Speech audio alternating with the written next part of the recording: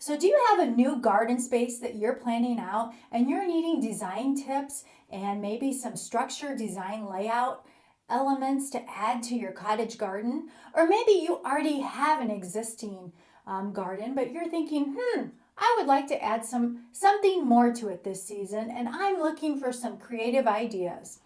Well, you're in the right place because that's what we're going to be talking about today. Not only design elements for your cottage garden, but also some layouts, tips, ideas, whatever you want to call them. I'm going to give you some suggestions that you can implement into your cottage garden today. So let's get going. Oh, and before I forget, how many of us have wanted a greenhouse? Maybe you already are lucky enough to have a greenhouse, but maybe you really would like a greenhouse, and for whatever reason, it just hasn't happened yet. Well, when I was researching for this video, I came across a DIY that I'm going to show you later on that I think probably about anybody could do and probably could find the materials to do it relatively inexpensively, and it would look super fabulous in a cottage garden space. So let's get going today. Now, there are many variations to the English cottage garden. There's also the American version, the French version, the modern version of a cottage garden, and probably other versions of the cottage garden. So today we're going to be talking about the standard English cottage garden design elements and structures, but you get to pick what you like, and it could be an eclectic mix of all of these styles or some additional styles added in. You're the designer here. It's not what I like, it's not what somebody else likes, it's what you like. Some of these ideas today you may like and they may really resonate with you, and you're like, I gotta put that in my garden, or I have to do that. And some of them you may think, no, that's just not my thing, or no, that won't fit in my garden space. Well, that's fine also. So some of these you may tweak a little bit to make them work for your garden space, or it may just give you inspiration to spring off on to take it a different direction and still make it work in your space. So let's get creative together. The first thing that we're going to talk about, that I'm going to give you an overview, is what do I mean when I mean design structures? Okay, so we're talking about large structures. We're talking about a walled-in garden. We're talking about focal points, seating, layout, flower bed designs, and just an array of stuff. So let's break these categories down. Before we do that though, if you are enjoying this, please like, share, and subscribe. I appreciate it. Thank you. So the first thing, if you have a new garden space that you are creating this year, what you need to do, and you can even do this now, is go take a look at your ideal space and see what is the sun allocation throughout the day. How much sun does your space get? How much shade does it get? Is it part shade and you get some sun? You need to know that when you're planning out your flower bed. That's going to be the most important thing, because cottage garden flowers normally take full sun. So that would be 6 to 8 hours of sun daily.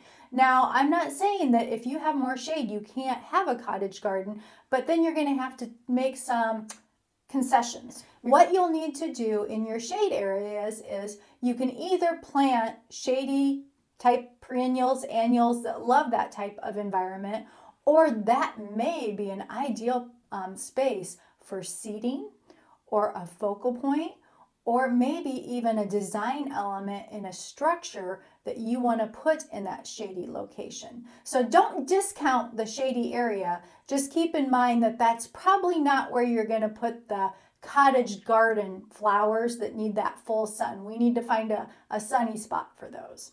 Then next, what you're going to do, pick that one flower bed, and you may have a long-term design in mind. Maybe it's quite expansive.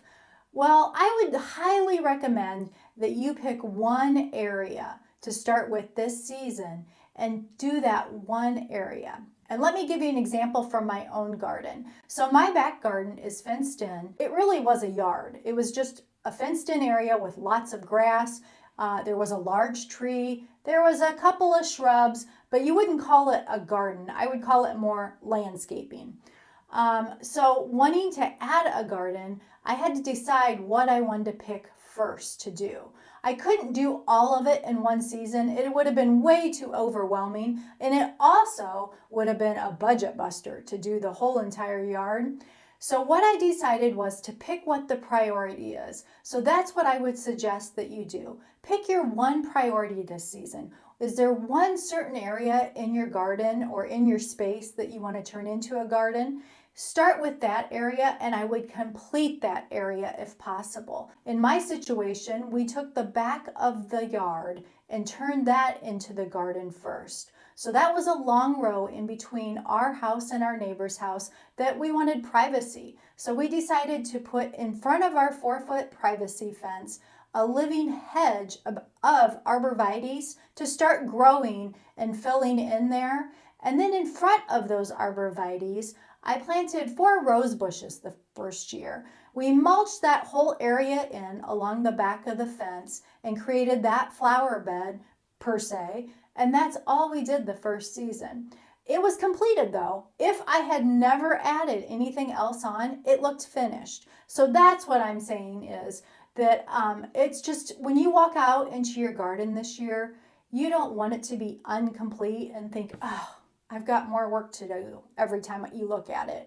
Or you want it to be an enjoyable space that when you go out, you're like, oh, I'm so glad that I'm here. Oh, this is just so enjoyable. I just love being out here. So if you can complete one space and then add on in sections every season or as time allows or budget allows, it's going to give you, I just think, a better feeling of not having that undone, oh, I've got more work to do. So the next design element we're going to talk about is the cottage garden walled-in room feel. So how can you achieve that look? Well, there are different ways. You can use fencing. You can use a living hedge, taking trees, shrubs, bushes. You can use structures such as your home, your garage, your garden shed. They would all make up part, they can make up part of your walled-in feel. So there's a different array of items that you can use to create a walled-in feel. Now, this is really going to depend on how much garden space you have. In our case with our backyard, we have a combination of quite a few things. The back of our house and garage is one wall of our fenced-in area of our garden. Then we have actual wooden fence. We have some living arbs, the living fence at the back of the garden. I also have a garden shed on one side of the garden that forms some of that fence. And then I did plant some trees that will eventually get bigger, and they'll help also be part of that fenced in blocked area of the garden. So like I said, it may not be just one element that you use to create your walls with. You may use a variety of elements to make that walled-in feel, and your garden may be very large and you don't wall in the whole thing, but instead you may make little rooms inside of the garden by using either plant material or different fencing, buildings, any of those type of options to give the cottage garden more of that closed-in cottagey feel. On a design tip, if you are planning on adding any type of garden shed type structure this year, I would highly recommend that you use your home as a compass when you're thinking about your design for your garden shed. And what do I mean by that? In our case, our home is a ranch style home. So when I started looking for garden sheds, I knew that I wanted something that would be cohesive and flow with our home. I wanted the garden shed to look like it should always have been there. I wanted it to go. I wanted it to look like it should be part of the home. And I accomplished that by doing a similar structure in the back garden.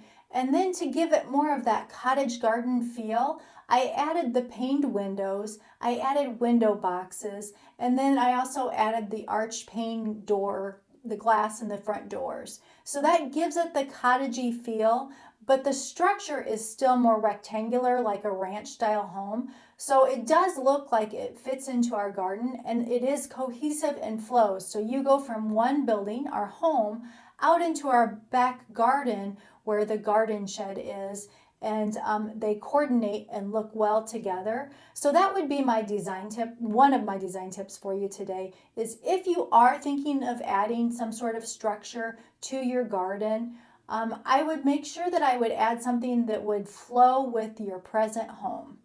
Now let's talk about flower beds and the flower bed layout. A cottage garden normally has curves in the flower beds. It's free flowing. It's just more of a relaxed feel. Now we're not thinking of like a formal garden that has more of that straight, formal, harsher edge to it. You're thinking of those graceful sweeping lines. Now this can be accomplished very easily, and I will explain how I did it. And if you're getting ready to plan out a garden bed or add a new garden bed, I find the easiest way to do this is get a long piece of rope or a garden hose, a long extension cord, anything that you can use that's bendable, that you can lay out on the ground where you're going to plan that garden bed, and you can use that as your shape to design your garden bed.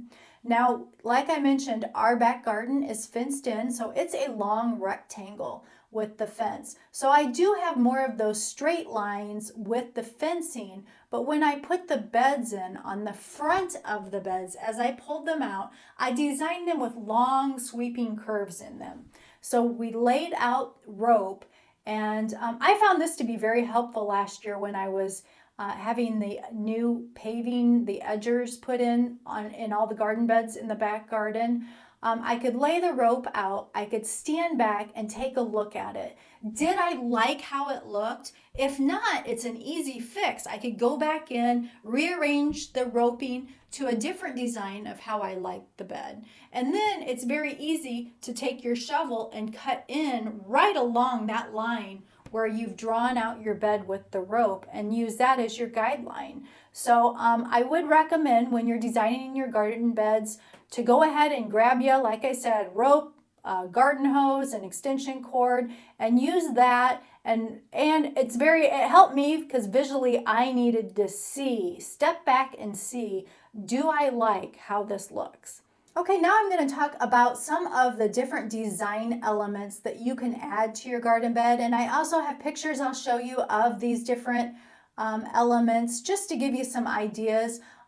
Maybe a jumping off point, so to say, of I like that idea. How could I tweak that idea? How could I make that work in my garden? So the first thing we're going to talk about is large structures. And when we're talking about large structures, we're not only talking about your home and your garage, those are large structures, but also if you have an existing deck or patio that you're working with, or if you have a garden shed or are going to plan on adding a garden shed or a greenhouse, those would be all large structures, and not only large in size, but large in price point too. So those are things that you want to take in consideration and plan those out. If you're planning on adding those, but you don't have those elements yet, if you haven't added that garden shed, but you know that that's on the agenda either for this season or next season, when you're designing your garden bed, just keep that in mind of how big are you going to make that garden shed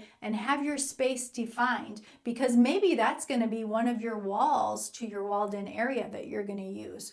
So just keep that in mind as you're laying out your beds. The next one I'm going to show you some additional pictures on is fencing and arbors and pergolas and walls and shrubs, different things you can use to give you that more cottagey garden walled in feel. Now here's some different options for your garden.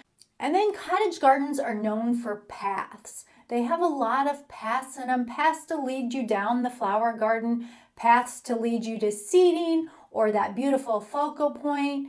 So what are you going to use to make those paths? You can use wood chips, you can use pea gravel or landscape rocks, pavers. You can also use flagstone, cobblestone, bricks, whatever you like aesthetically, or maybe you already have on hand to make those paths. And then also there is concrete. And you go, concrete? Concrete's not cottage garden. Well, they are making concrete more and more where you can have it stamped to look like it's stone or brick, even though it is really concrete. And they add a color to it to give it that whatever color you would like to coordinate with your garden.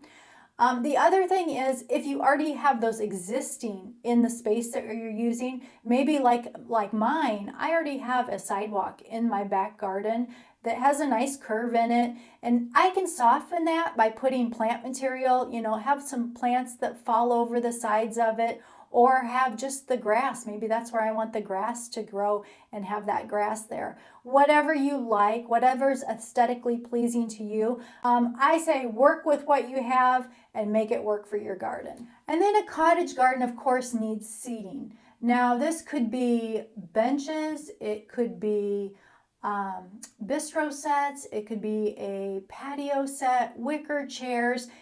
It could be even just taking lumber that you have on hand and making a bench to go out and put out in your flower bed, somewhere where you can sit down and relax, or even put a beautiful potted plant on to give more visual interest to your garden.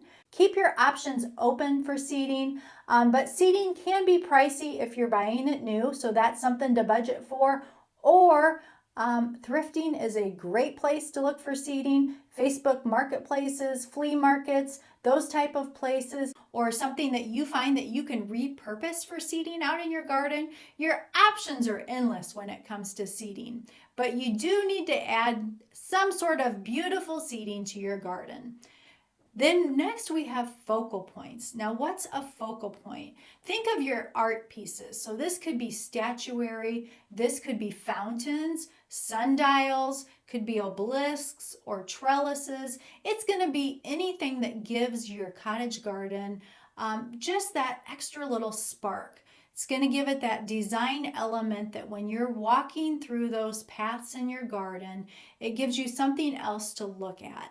And just add it, it's the icing on the cake, so to say.